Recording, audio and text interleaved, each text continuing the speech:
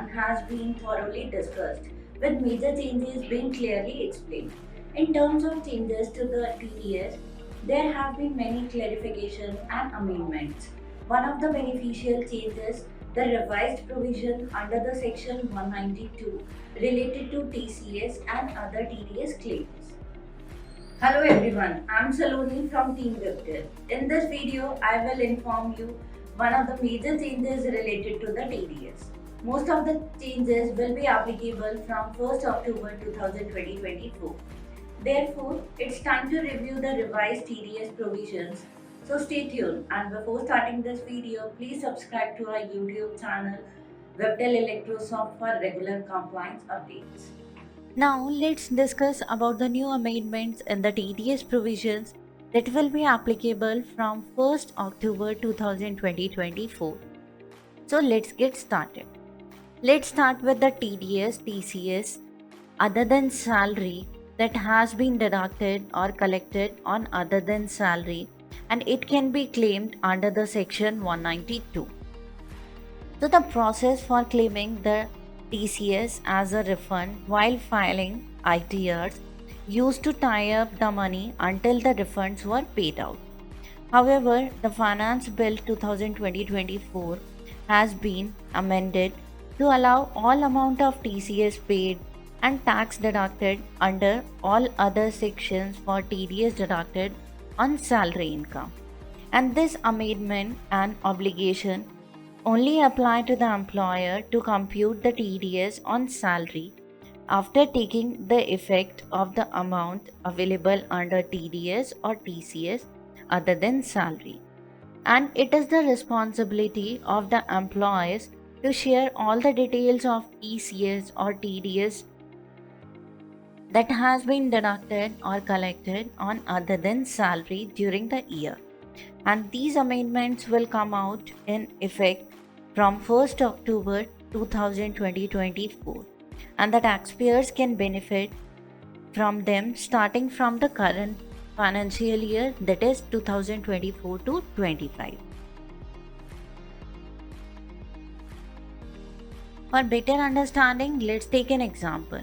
Let's suppose Mr. Ram Sharma is an employee working as a senior manager at Webtel Electrosoft Private Limited, and Mr. Ram Sharma has purchased a new car of rupees 17 lakh, and TCS has been collected by the car seller of rupees 17,000. And as per the current amendment, Mr. Ram Sharma is eligible to claim the TCS that has been collected by the car seller at the time's salary. And this is the computation of the TDS deduction. Mr. Ram Sharma is having a salary as per the provisions in section 17 subsection 1 of rupees 8 lakh. Then he is also having the value of perks of rupees 1,58,620 rupees. After that, his total income is 9,58,620 rupees. Then we need to less the standard deduction of rupees 75,000. So the gross total salary of Mr. Ram Sharma will be 8,83,620 rupees. And he is also having a loss from house property of rupees 1,50,000. So the net taxable salary of Mr. Ram Sharma will be 7,33,620 rupees.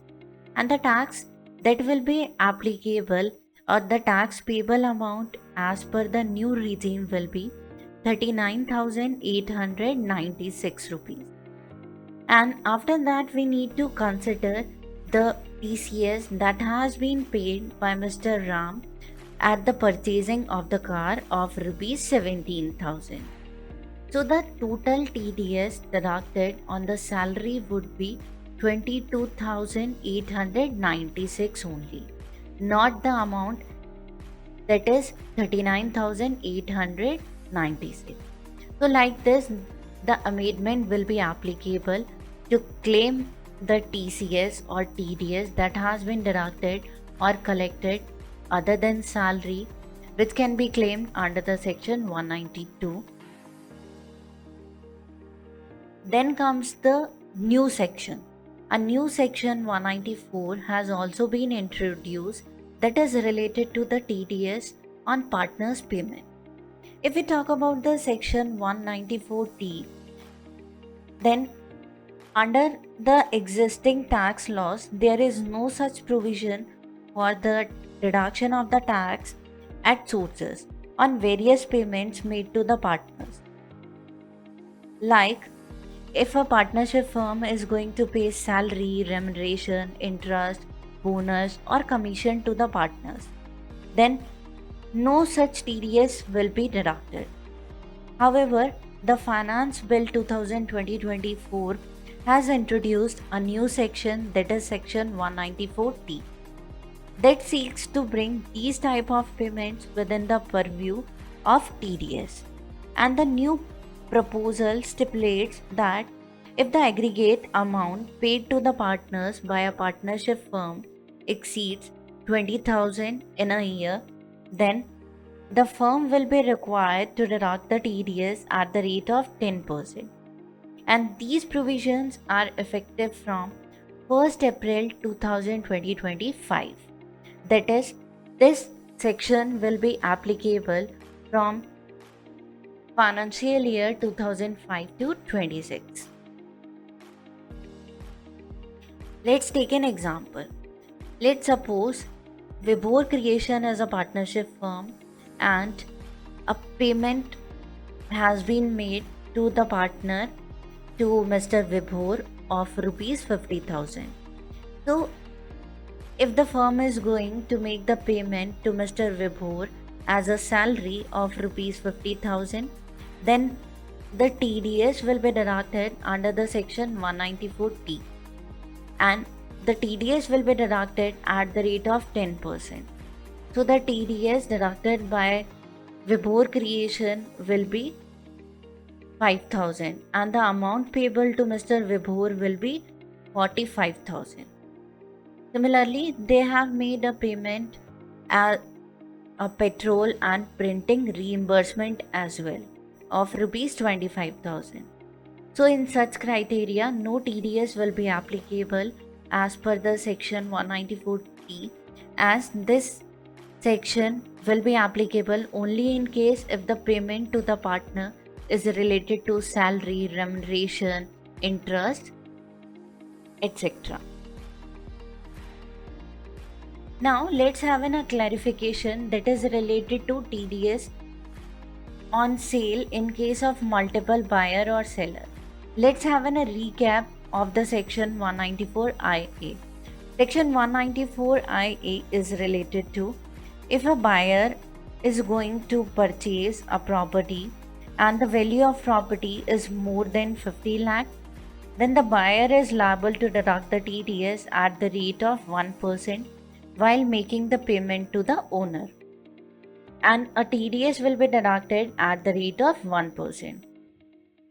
And as per the new clarification, it is clarified that where there is a more than one buyer or if there is more than one seller in respect of immovable property, then such consideration of 50 lakhs shall be the aggregate of the amounts paid or payable by the transferee to the transferor or all the transferors for transfer of such immovable property. Which means that if there are more than one buyer or seller in respect of an immovable property and the value of the property is more than 50 lakhs, then the consideration value of 50 lakhs shall be the aggregate of the amount paid or payable, and by all the buyer to the seller or all the seller for the buyer of such immovable property. So this is the new clarification given in the Finance Bill 2020-24 related to the TDS on sale of immovable property. For example, let's suppose we are having a property of 50 lakh and there are two owners. First owner is having the sale value sharing 70%, whereas the other one whereas the another one is having 30%. So the amount payment received by the first owner will be 35 lakh, and the amount received by another owner will be 15 lakh. So the TDS will be deducted 0.5% from the first owner and the 0.5 from the other owner. The TDS will be deducted on the full value of consideration amount, not the amount received by first owner or second owner. So this is the clarification related to TDS on sale in case of multiple buyer or seller. Now let's have a look at the revised and omitted sections under the TDS provision. The first section is section 194D, which is related to payment of insurance commission in case of other than company. The current rate of section 194D is 5%, whereas the proposed rate of this section is 2%, and that will be applicable from 1st April 2025. Then is section 194DA, that is related to payment in respect of life insurance policy. Current rate of section 194DA is 5%, whereas the proposed rate of section 194DA is 2%. And this section will be applicable, or the rate of this section will be applicable from 1st October 2024. Then is related to section 194G, which is related to commission on sale of lottery tickets, and the current rate is 5%, whereas the proposed rate of this section is 2%, and this rate will also be effective from 1st October 2024. Then is section 194H, that is related to payment of commission or brokerage. Current TDS rate is 5% and the proposed TDS rate is 2%. And this rate will also be applicable from 1st October 2024. Then is section 194IB, that is related to payment of rent by individuals or HUF. Current rate is 5% and the applicable rate from 1st October 2024 will be 2%.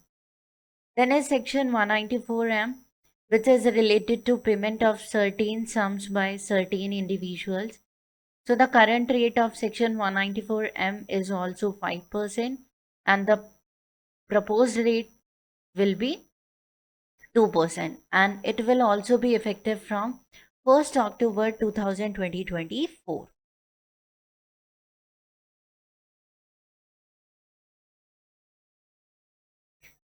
Then comes the section 194O, that is related to payment of certain sum by e-commerce operators to e-commerce participants. Current rate is 1% and the proposed rate is 0.10%, and that will also be effective from 1st October 2024. Then comes the section 194F, that is related to payment on account of repurchase of the units by mutual funds or UTIs. This section has been omitted and this section will no more be applicable from 1st October 2024. Then comes the TCS credit of minor child. TCS credit of minor child could not be claimed by his parents in their earlier ITRs, but the same provision will be possible with the effect from 1st January 2025. Then is TCS will be applicable on other high value items also. Presently, TCS is applicable on sale of cars of having the value more than 10 lakhs. And it is not applicable to other luxury goods like watches, etc. But TCS at the rate of 1% shall be applicable on other luxury goods and that will be applicable from 1st January 2025, and such goods shall be notified by the government. Then is time limit for the correction statement. There is a time limit for furnishing original TDS or TCS statements. However, there is no limit for furnishing the revised return or correction returns, due to which various complications arises sometimes. Therefore, the period for furnishing the correction statements is capped at 6 years. So all these are the amendments that has been done related to the TDS provisions, and that will be effective from 1st October 2024. I hope you have understood that TDS, TCS are the tax payments made in advance during the year. It is important to be aware of the main rules and provisions related to their applicability. The new provisions under TDS are beneficial for all type of deductees. For better comprehension, check out the blog link in the video description box and share it with your friends and colleagues. If you found this video helpful, let us know in the comment section. Also, you can comment if you have any doubts. Give a thumbs up and subscribe to our YouTube channel.